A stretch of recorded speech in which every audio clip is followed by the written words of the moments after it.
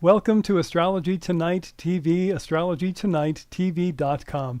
I'm your host, astrologer Thomas Lyons. This week we've got some new features, and with a new Pope in town, we're going to revisit some of our favorite videos from the past, including Astrology Behind the Scenes of the Vatican and the video, The Astrology of the 12 Apostles. Also this week, Yvonne NARINA's fantastic astrological music video on the sun sign Aquarius from her new CD, Cosmologia, Astro Pop for the New Age, an amazing group of songs she's created with a new, unique pop song for each of the 12 Western astrological signs, from Aries all the way to Pisces. Plus, another of Robin Collier's cartoon androids tells us how to have fun with a Sagittarius boss.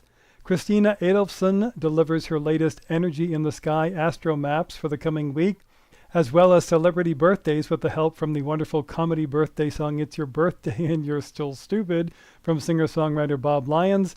I'm your host, astrologer Thomas Lyons, for another episode of Astrology Tonight TV. Enjoy the show.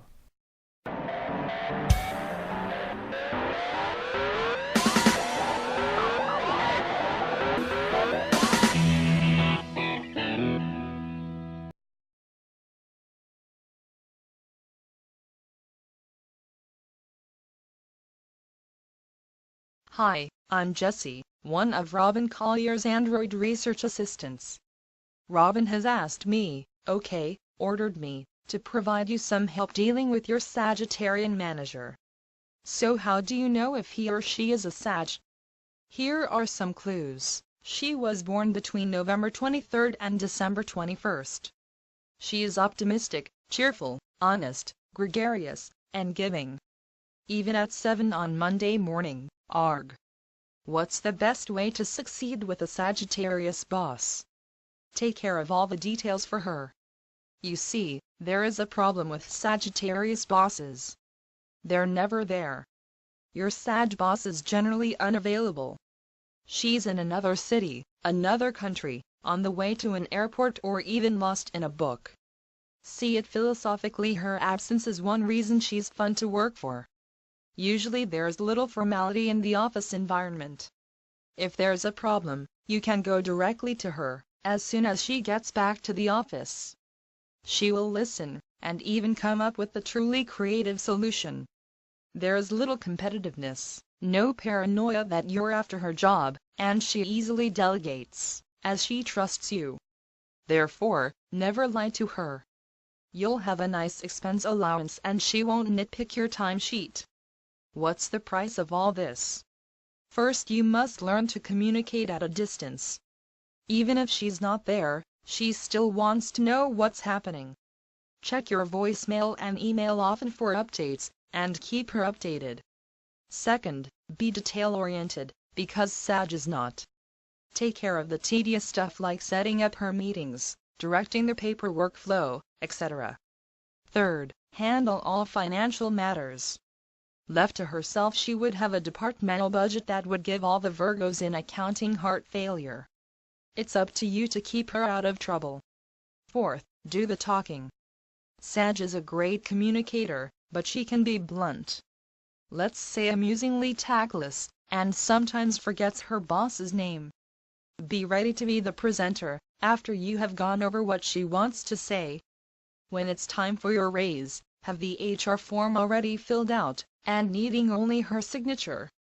Considering your great performance reviews, a modest 20% should suffice for now, right? In the middle of your discussion, she'll get a phone call sending her to Venice. Make it easy for her. Show a cheerful face, or else you will receive a tactless cheer-up lecture. I hope this helps you have some fun. If you have questions, email Robin at astrorobin.com.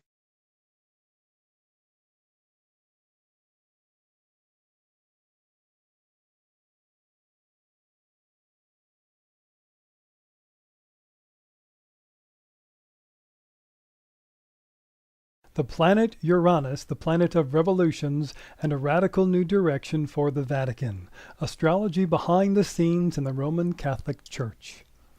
As old as the Roman Catholic Church is, most people don't know that the modern church, centered in the city-state of the Vatican, is only 84 years old, and we have the astrology chart of its birth.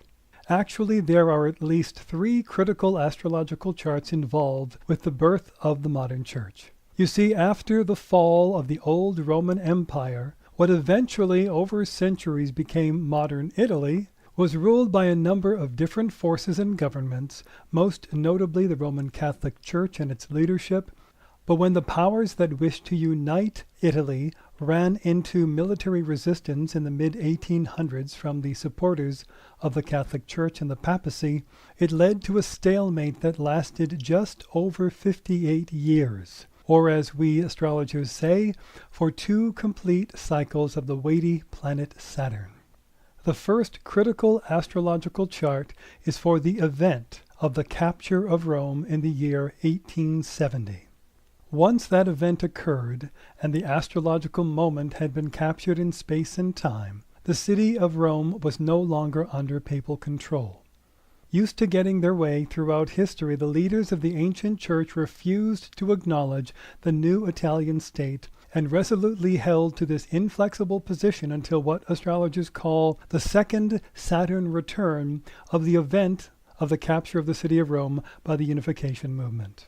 During its period of refusal to admit its own defeat and accept the change in the status quo and the reality that the new leaders of Italy were now in control of the Italian peninsula, Saturn is all about status, authority, hard, cold reality, and who is really in control. The Pope and the high leaders of the Church hunkered down behind the walls of the Vatican, waiting for the political tide to turn in their favor, an event that never occurred, and effectively became prisoners trapped, severely constricted in their movements, and physically confined inside the tiny Vatican compound for the next 58-plus years. Just over 58 years, by the way, is the time it takes the planet Saturn to make 2 complete revolutions around our sun. Astrologers recognize that the completion of this nearly 6-decade-long double cycle of Saturnian responsibility and striving typically marked the end of the worldly climb up the ladder of power in the life of an individual or in an institution, as represented by the chart that marks its birth or its beginnings, and hopefully brings about a retirement of and release from that life's burdens, as it finally did for the leaders of the Catholic Church power structure and its unsuccessful political power holdout. As it happened from September 20th, 1870, when the city of Rome was captured by the forces of unification, until February 11th, 1929, the Catholic Church, refusing to recognize the new Kingdom of Italy, existed basically as prisoners of war until they finally cut a deal with the Italians and signed a document known as the Lateran Treaty in 1929, a deal that allowed the bishops of Rome to once again roam freely beyond their tiny bit of Vatican real estate that was once the seat of a military empire. Fascinatingly, the Church, always willing to utilize both astrology, at least behind the scenes, and the power of symbolism in the public face it shows to the world, the Roman Catholic Church chose February 11th, 2013, exactly 84 years to the very day that the leaders of the Catholic Church acquired their freedom with the Lateran Treaty, for Pope Benedict XVI to announce his radical and history-changing decision to retire from the papacy and allow a new pope to take his place, something that hasn't happened in more than 700 years. This was a radical decision that the 1 billion-plus Catholics worldwide never saw coming. Radical changes, dramatic new beginnings, total shifts of policy, and completely surprising turns of events, as some of you may know, are represented in astrology by the planet Uranus, a celestial body which takes, wait for it, 84 years to make 1 revolution around the sun. Yes, that's right, 84 years from the signing of the Lateran Treaty and the founding of the modern city-state of the Vatican in 1929, the former Joseph Aloysius Ratzinger became the former Bishop of Rome, the first former living pope for more than 700 years. It has now been revealed that Ratzinger made his decision to abdicate his papal throne way back in 2012, the year of his personal birth chart's once in 84-year Uranus return of radical changes and new directions in one's life, but waited to make the official announcement until the 84-year Uranus return of the Church's liberation in the Lateran Treaty of 1929, being the astrological moment opening the door for a potentially new, radical, different direction for the Church itself and for the top leadership position. Now, hopefully the pontiff will fare better in retirement than the last pope to willingly abdicate his throne, that was Pope Celestine V, who, after resigning the role of pope in the year 1294, was hunted down by agents of his successor, the less than pleasant Pope Boniface VIII, captured, imprisoned against his will, and cruelly treated, where he died in prison less than a year later, possibly having been executed by order of his replacement pope, according to rumors circulating from that day. However, using astrology to his best advantage, the modern pope, who abdicated, Benedict XVI, has made his exit in a year when no less than 6 major, extremely beneficial and positive Jupiter transits in the sky are acting on his personal astrological birth chart, so I imagine he'll be okay, at least for a while. At least he won't be hunted down and killed by the man who succeeds him as pope in the Roman Catholic Church. In the coming weeks on Astrology Tonight TV, we'll take a look at the famous predictions of the end of the Catholic Church, some used to say the end of the world, and the suggestions that the next pope might be the last. I'm Thomas Lyons, and you're watching Astrology Tonight TV, astrologytonighttv.com. It's your birthday, and you're still stupid. You're just another day closer to the grave. Death at your door, breathing's a chore, Malox is long.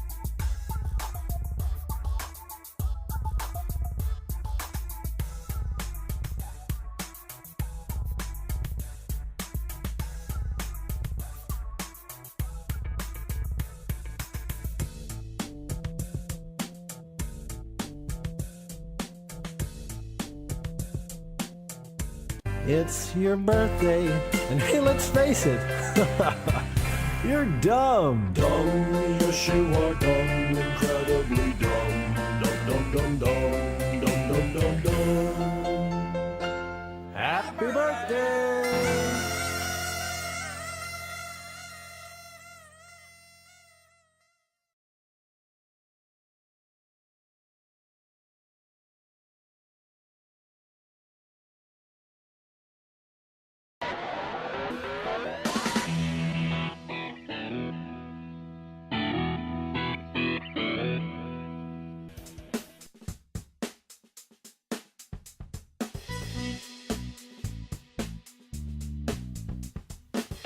You are the blizzard to break the ice.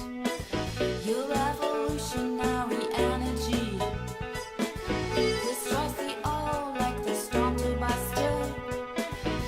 Freedom, equality, and brotherhood. You want to overcome polarity like an underground space cowboy.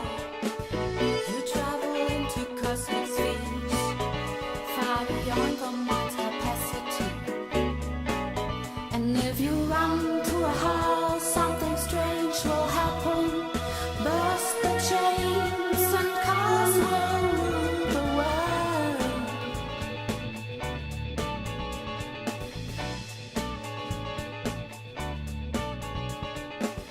You don't want to be in the center and look down from the periphery like a dragon ascending from the sky to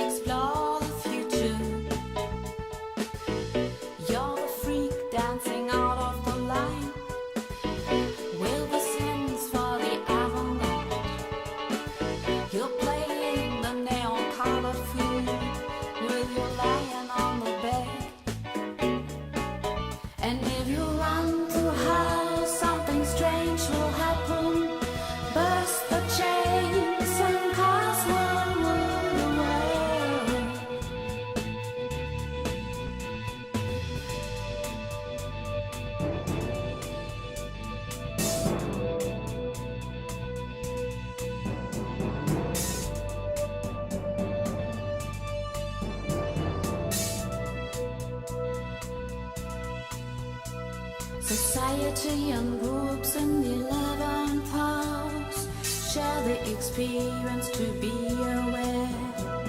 I want to find brothers and soul there to free me from many conditions, to free me from many conditions.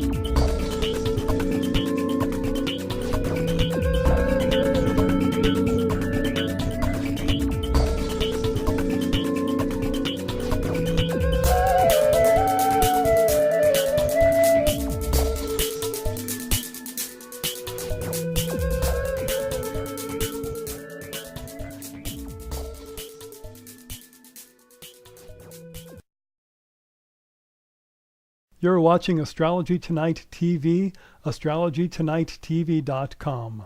The 12 Apostles of Astrology, Astrology in the Bible. With all this talk in the news about the Roman Catholic Pope, the Vatican, and predictions for the end of the Catholic Church, possibly foreseen by an Irish archbishop named Malachi, or as some prefer, as predicted by the legendary French seer and astrologer Nostradamus himself, we should remember that futuristic predictions and astrological symbolism have been a part of Judaism and later Roman Catholicism for thousands of years. The 12 signs of the zodiac are believed by many scholars to be represented in human history and mythology again and again. The 12 sons and grandsons of Jacob in the Bible, the 12 tribes of Israel, the 12 labors of Hercules, the 12 days of Christmas, the 12 months of the year, and most notably, the 12 most famous apostles or disciples of Jesus.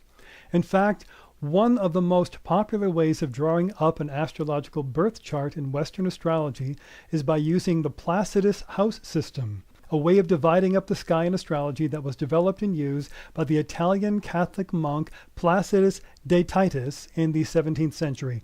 Besides practicing astrology, the Roman Catholic monk Placidus de Titus was also a professor of mathematics and physics at the University of Pavia in Italy. Tradition has it that the 12 apostles each represent one of the 12 signs of the zodiac. The most common association of Jesus' 12 disciples and their astrological signs is as follows. Aries. Aries is the first sign of the zodiac, the sign of new birth and new beginnings. It is the first fire sign filled with power and creativity and will. The Apostle Peter, later to be called the rock on which the new religion and the new church would be built, was a fiery man with a quick temper, just like the fiery, easy-to-anger Mars-ruled sign of Aries in astrology. The Bible tells us that it was Peter who, in anger, attacked a servant of the Jewish high priest Caiaphas with a sword. Knives and swords are the weapons of Aries, and cut off the man's ear when they came to arrest Jesus in the Garden of Gethsemane. Even though Jesus wanted them to be peaceful, the hot-headed, fire-sign Aries Peter became violent and angry anyway. Taurus. The apostle known as Simon the Zealot is said to represent the earthy, materialistic sign of Taurus. Taurus has a particularly strong attachment to money and things of the physical world, and it was Simon the Zealot who is said to have stubbornly resisted paying any tax money to their Roman overseers. Taurus is one of the fixed signs or more stubborn signs of the zodiac.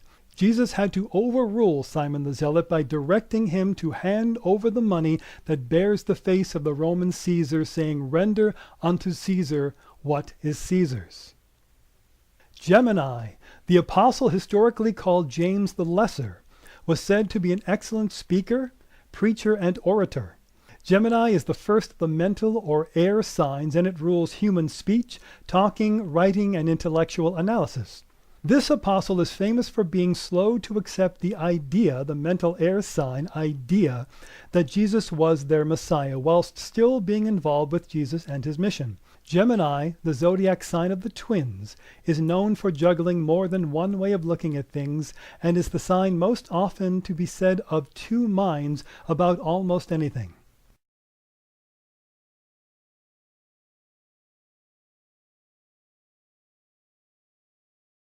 Cancer.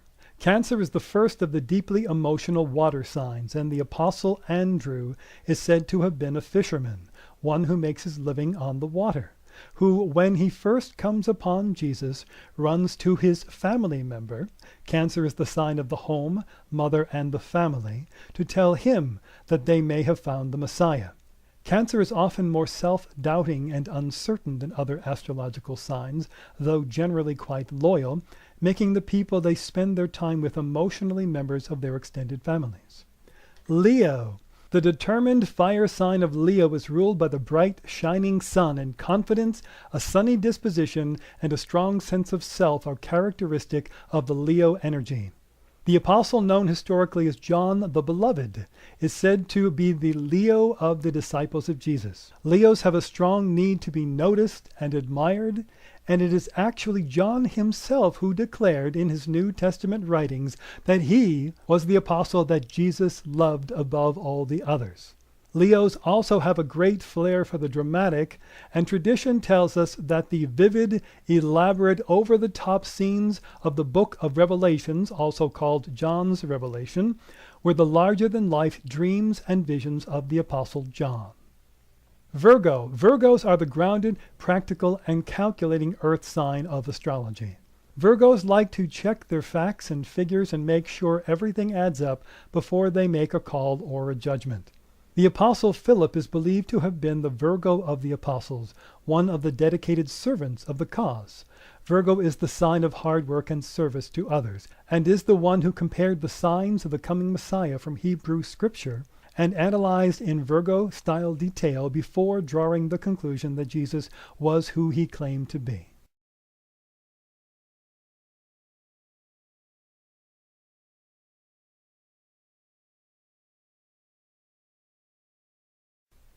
Libra.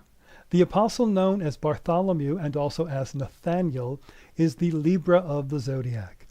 The Venus-ruled air sign of Libra is known for their desire for balance. The balance scales are the traditional symbol of Libra, and harmony with others. Libra is ruled by Venus, the goddess of love and harmony. In the King James Version of the Bible, the book of John declares that, quote, Jesus saw Nathanael coming to him and saith of him, Behold, an Israelite indeed, in whom is no guile. Like those who excel in the sign of Libra, Nathaniel Bartholomew was the tactful, persuasive, and diplomatic evangelist of the group. Scorpio. The Apostle Thomas is said to have been the representative of the dark, emotional, distrustful sign of Scorpio. Scorpio is a willful, fixed, or stubborn astrological sign. The Apostle Thomas is famously called the Doubting Thomas, when, as the Bible story tells us, he wouldn't believe that Jesus had returned to them, even as Jesus appeared to stand before him, until he placed the fingers of his hand into Jesus' side. Scorpio, by the way, rules surgery, the art of cutting into the flesh of others and placing your fingers and hands inside their bodies. Sagittarius. The Apostle James takes the role of the astrological sign of Sagittarius among Jesus' inner circle. Along with Peter as the fire sign Aries and John the fire sign Leo, James plays the part of the fire sign Sagittarius, the three fiery leaders of the early church. Sagittarius is a masculine sign that is famous for saying whatever they believe without reservation or caring what others think, and who believe religiously in their freedom to say and be who they are. History tells us that James was the first to die as a martyr in the early church, dying for his beliefs and for openly speaking his mind during the rule of King Herod Agrippa.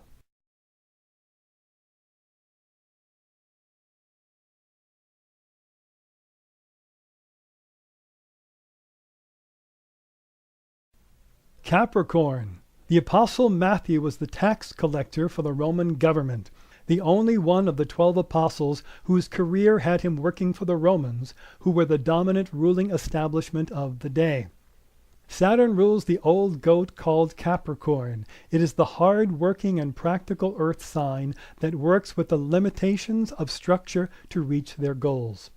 Capricorn is the astrology sign that rules our careers and symbolizes governments, rulers, the established order, and the control of others under them by rules and traditions.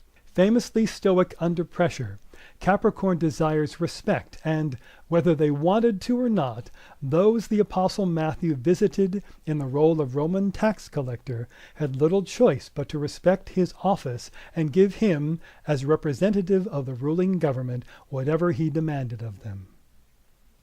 Aquarius. Aquarians are the friendly but often emotionally detached, idealistic and original thinkers of the zodiac.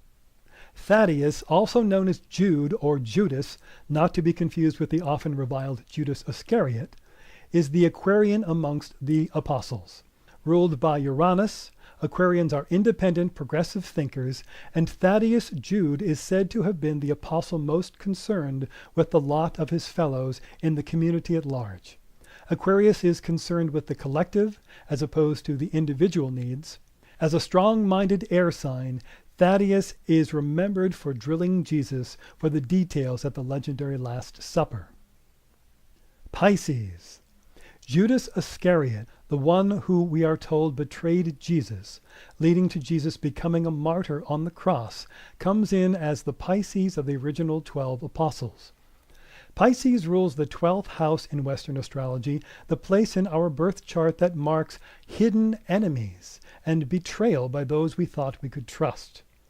Pisces is the end of the astrological cycle, the end or death that must come before new life can be born again in Aries.